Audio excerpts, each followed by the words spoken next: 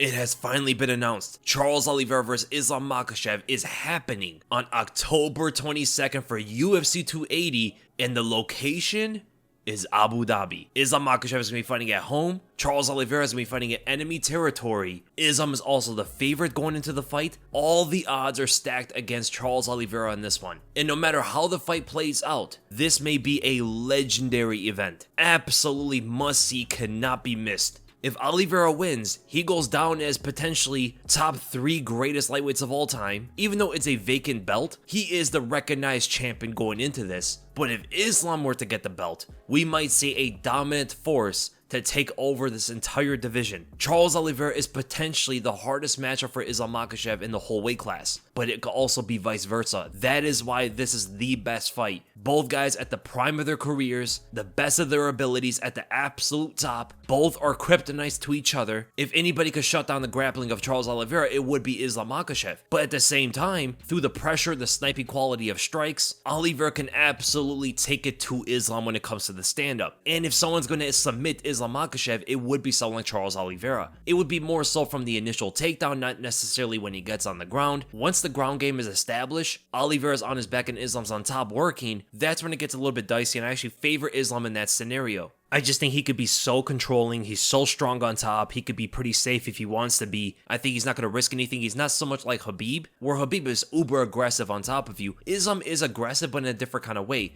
He doesn't throw as much ground and pound shots. Khabib was the king of ground and pound. Islam is a lot better at smoothly transitioning and cutting through, and using more technique when it comes to pure grappling compared to Khabib. And with that comes immense control. You see it with a bunch of the guys that Islam has fought in the past. They all say that the guy is incredibly strong. He's able to hold them down. Even someone like Drew Dober, who's a massive lightweight, one of the biggest lightweights in the entire weight class, bigger than Charles Oliveira. He's reported to be walking around 186 pounds with 10% body fat. The guy is absolutely enormous, even though he's not the best grappler, a very hard guy to hold on the ground. And even he mentioned how strong Islam is to be able to hold down someone like him. Oliveira is like a snake when it comes to his submissions. He jumps at everything, he's super aggro about it. He's extremely precise, and because of that, lethal. Islam Makhachev could potentially be the hand that grips and controls the snake from biting him. The real danger comes when Islam goes for a takedown. In the middle of the takedown going to the ground, let's say he digs in for his double leg, which is one of his best techniques, he could get submitted on the way down by a guillotine. Or even if he goes for a single leg or something like that, and we saw that happen to Kevin Lee when he fought Charles Oliveira. Islam Makhachev will dig in deep for these takedowns, and nobody in this division has a better guillotine than Charles Oliveira. And if you want to scale Islam's takedowns to Khabib, remember when Khabib almost got submitted by Dustin Poirier with that guillotine? Even Khabib himself said that it was very deep. Imagine that's Charles Oliveira on your neck. It's a whole different story. You're not getting out. He submitted Kevin Lee without even having full control of the body. It was only about the strangulation. That's it. And what does that mean? It's pure grip and choking strength. That is the most dangerous thing about Islam Makhachev. His takedowns have to be more calculated than ever before in his entire career, against anybody he's ever fought before. On the ground, he could work his magic, and I believe he will be favored on top. But the takedowns is necessarily what's going to be the most cautious for himself. But before any of that happens, we have to talk about the stand-up. It's very, very different for Charles Oliveira in this one, because he's usually uber aggressive against these strikers that don't want to really take him to the ground, so he can risk a lot more. With Islam Makhachev, it's not going to be the same kind of thing, because he knows Islam is one of the only guys that will be willing to take him to the ground if he gets overly pressured. And at the same time,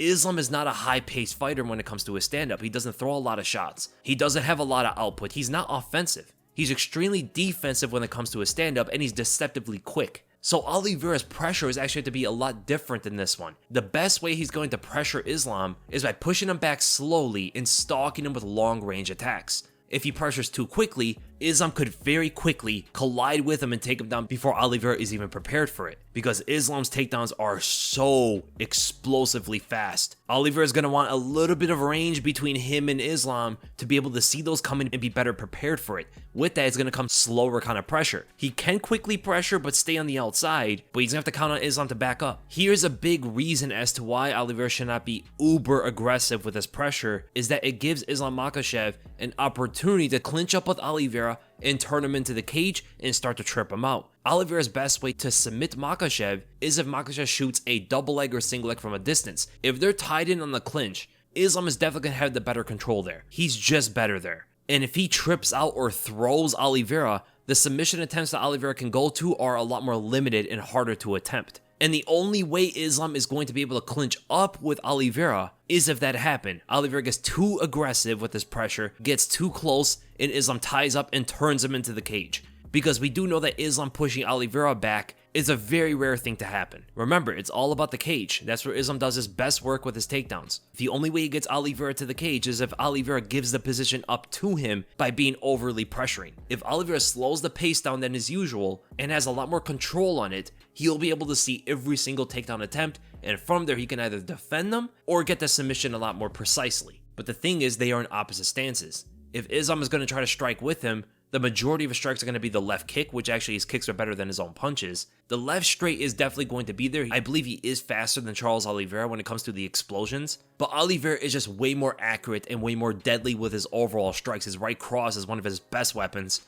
and against a southpaw like Islam, who is rather rudimentary when it comes to his striking, I think that right straight is going to be able to land on him a lot better than anybody else he ever threw it against. The jab can be pretty neutralized, and that's a bit of an issue for Oliveira given that Islam likes to hand fight constantly. Some of the other big weapons for Oliveira are those kicks. Against Islam, he has to be a lot more cautious about them. He probably doesn't want to throw them as willingly as he used to, right? Against Dustin, against Justin Gaethje, against everybody else, he could throw kicks and not really care about getting taken to the ground. With Islam, he's going to have to respect it, therefore limiting his skill set on the feet, but at the same time, he could still approach it like an assassin that he is. Stick at a certain range and pick at Islam with right crosses, with jabs, maybe some kicks here and there, but again, they have to be calculated. And Oliveira's back step is going to be one of his most important things for him in the entire fight. Not only would it get him prepared for the explosive strikes from Islam, but also the takedown. That one big back step while he's pressuring Islam is going to allow him to get away from any potential attack from Islam, as well as gets him into the range to counter. And if he can land those kind of shots accurately, he wouldn't have to be worried about Islam's follow-up attempts, because Islam is the kind of guy who's going to throw a big punch to your head and then dive in on your legs. That two-phase attack that he has against everybody, that he did even against Dan Hooker, is always a bit of a threat. He makes you think up high with strikes and he comes under with a low double leg. But ultimately, my early prediction for this fight, I'm going to have to stick with Islam Makhachev. I think Islam would probably be able to shut down the grappling if he gets Oliveira to the ground. Again, it's not going to be easy.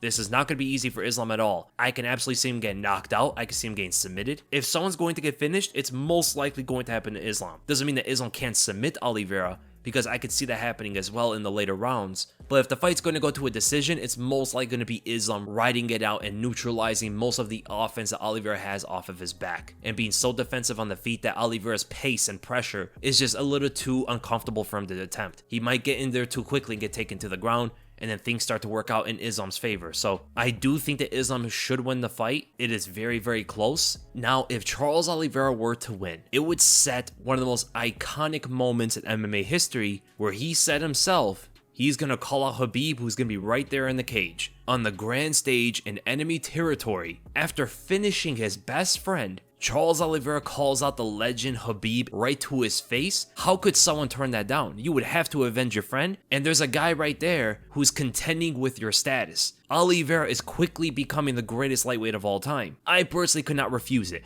How would it look to Khabib if he were to refuse that fight? His own best friend loses, gets finished in his own place, and then that guy calls you out and you refuse. It's optics, man. It looks so bad on Khabib if he were to turn it down. Even though it makes sense he would turn it down considering that he's done. But I think this would be the only way Khabib would ever come back to the sport. So the fight itself is going to be magnificent. I mean, super high level, so technical. Two of the best grapplers in the sport right now. But what does this mean about the other fighters? Well, the other fighters aren't really fighting. Thankfully for Charles Oliveira, he's the one that stepped up. Nobody else is doing anything. I guess I'm going to pick my opponent here. I'm going to pick the hardest matchup possible and the guy that everybody wants me to fight. Respect to Charles Oliveira for that, and what that means for Conor McGregor's return is he's not going to fight for the belt next. He's going to be fighting someone else. So that option has been also removed. And it also means that Beneil Dariush has to fight someone else. Maybe Mateusz Gamrot, that even Dustin Poirier said he would love to see up against Dariush. So I love that as well. I love to see Conor vs. Tony or Michael Chandler. Beneil Dariush vs. Mateusz Gamrot is a great fight. I love to see Rafael Fiziev against Justin Gaethje. And Dustin Poirier can fight anybody he pretty much wants.